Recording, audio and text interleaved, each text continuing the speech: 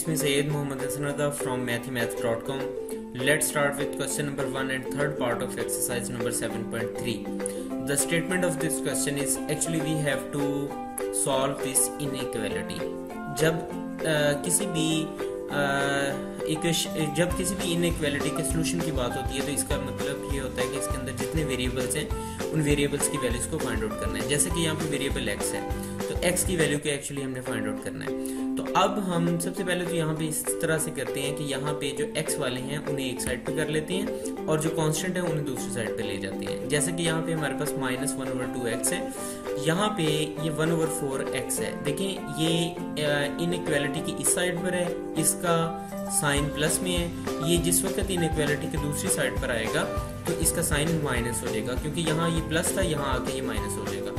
और it is greater than equal to, अब यहाँ पे -7 और ये यहाँ पे ये 4 है प्लस में, ये इक्वल ये इनइक्वालिटी के दूसरी साइड पर जाएगा तो ये -4 हो जाएगा।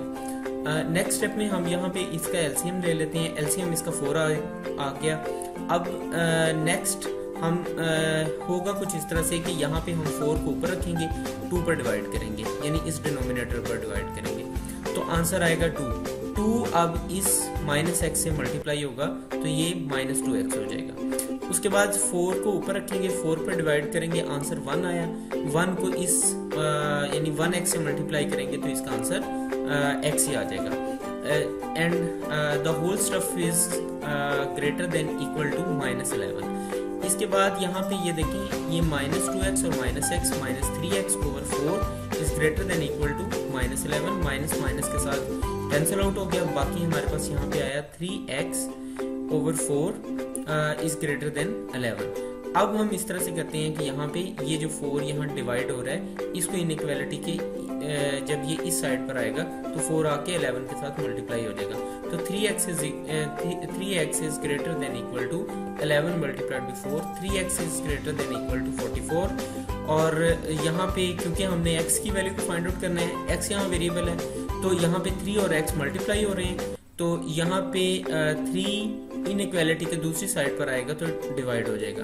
तो फाइनली इसका जो आंसर आएगा वो आएगा x is greater than equal to 44/3। इसके साथ ही क्वेश्चन नंबर 1 का थर्ड पार्ट कंप्लीट हो गया।